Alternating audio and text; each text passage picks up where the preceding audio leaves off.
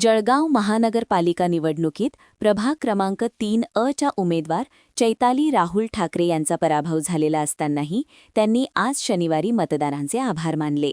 यावेळी परिसरातील नागरिकांनी त्यांची मिरवणूक काढली। ठिकठिकाणी औक्षण करीत फुलांची उधळण करण्यात आली। पराभूत उमेदवाराची निघालेली मिरवणूक सध्या जळगावच्या राजकारणात चर्चेचा विषय ठरली आहे।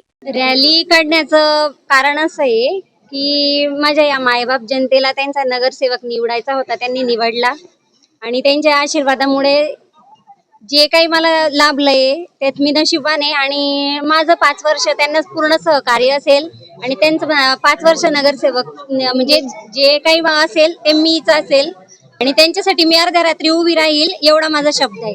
मंगेश चव्हाण तिथे आले होते आणि त्यांनी 15 मिनिटाचा ब्रेक घेतला प्रशासनाने आणि 15 मिनिटाचा ब्रेक घेतल्यानंतर हा सगळा कार्यक्रम झालेला आहे।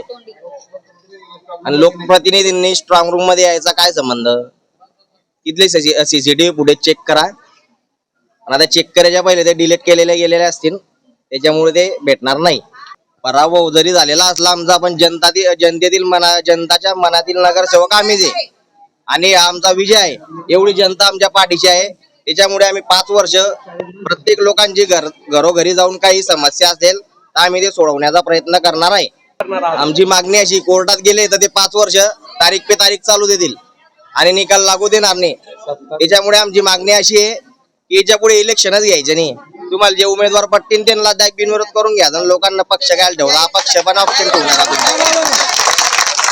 अपक्ष ऑप्शन ठेवू नका, अपक्ष ऑप्शन ठेवू नका, दुसऱ्या पक्षांचा ऑप्शन ठेवू नका, एकच पक्ष ठेवा, बीजेपीचा पक्ष ठेवा, एकच पक्ष ठेवा, तुमचा जो पक्ष आहे तो पक्ष ठेवा आणि त्याच्याच उमेदवार ते जे सांगतील त्यांना निवडून घ्या। कशाला तुम्ही एवढी प्रक्रिया पार करता, लोकांना कशाला परेशान करता?